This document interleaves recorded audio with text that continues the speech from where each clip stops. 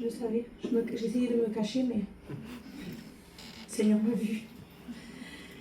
Voilà, je vais vous dire comment j'ai rencontré le Seigneur. Beaucoup connaissent mon témoignage, mais c'est toujours bon de dire ce que le Seigneur a fait dans une vie. C'est tellement important. J'ai grandi dans un foyer divisé. Ma mère, elle est chrétienne, ça fait 40 ans. Donc, je l'ai toujours connue appartenant à Dieu. Et en tant que mère et fille, on était proches. Donc, ma mère, elle m'a toujours montré le chemin. Je l'ai toujours vue, elle a toujours eu un bon témoignage dans la maison. Et donc, j'ai grandi comme ça. Et très jeune, j'ai fait des expériences avec le Seigneur. J'aimais Dieu, c'était quelque chose qui était dans mon cœur. Je savais que j'étais faite pour lui, en fait. Et en vérité, mon plus grand désir, tout au long de ma jeunesse, c'était d'appartenir à Dieu. C'était ce que je désirais le plus. Mais le monde aussi avait pris beaucoup de place en moi. Je voulais vivre comme toutes les jeunes filles, m'habiller, aller dans les mariages, tout comme ça. Et en grandissant, assez jeune, les angoisses sont arrivées. Et je rejoins ce qu'elle a dit, ma sœur, Jessie. Les angoisses, c'est horrible.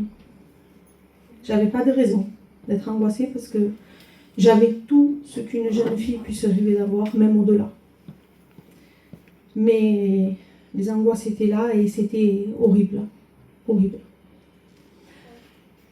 Quelques années après, j'ai fondé un foyer. Tout allait bien. Et c'était de pire en pire. C'était de pire en pire. C'était quelque chose qui... C'est vraiment, ça nous mange de l'intérieur, c'est vrai. Les gens ne me reconnaissaient même plus. J'avais perdu le sourire, j'avais tout perdu. Je dormais plus. Je me réveillais la nuit en sursaut. Et une parole de quelqu'un, elle aurait pu m'angoisser pendant des jours et des jours et des jours, sans savoir pourquoi, ça ne me concernait même pas, mais j'étais angoissée. Et un jour, il y a toujours le jour où on a rendez-vous avec Dieu. Amen. Et je remercie le Seigneur parce qu'il ne m'a jamais oublié. Un jour, je me suis souvenue de lui et j'ai dit, Seigneur, je ne peux plus. Je ne peux plus vivre sans toi, j'ai essayé et j'y arrive pas. Alors j'ai dit, Seigneur, on va faire quelque chose. On va faire un échange, toi et moi. Je vais te donner mon cœur. Et toi, tu feras tout le reste. Parce que quelques années avant, je voulais appartenir à Dieu. Mon cœur, vraiment, je voulais. Mais j'y arrivais pas. Parce que je donnais de ma personne. Je le faisais de moi-même, de mes propres forces. Et je m'épuisais. Et là, j'ai dit, Seigneur, je ne fais plus rien. La seule chose que je vais faire, c'est te donner mon cœur. Amen. Et toi, tu enlèveras de moi tout ce qui te déplaît. Je ne me suis pas compliquée. Et le Seigneur a transformé ma vie. Je ne m'en suis même pas aperçue. Il m'a mis une paix dans moi. Que je ne pourrais même pas la décrire. C'est inexplicable, il faut le vivre. Une paix. Et j'ai avancé comme ça, avec lui. Vous savez, j'ai passé plein de problèmes. J'ai passé par la maladie.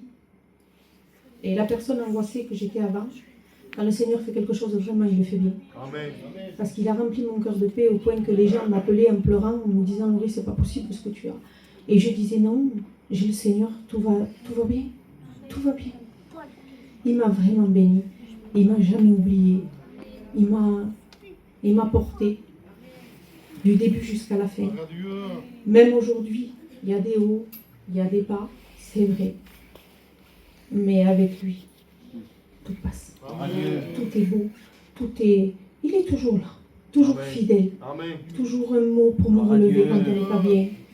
En vérité, la vie sur cette terre, elle ne vaut pas la peine d'être vécue sans lui. Les problèmes, ils sont là, que vous appartenez à Dieu ou que vous appartenez pas à Dieu, ils sont là. Mais vaut mieux les traverser main dans la main avec lui. On n'est jamais déçu. Que Dieu vous bénisse.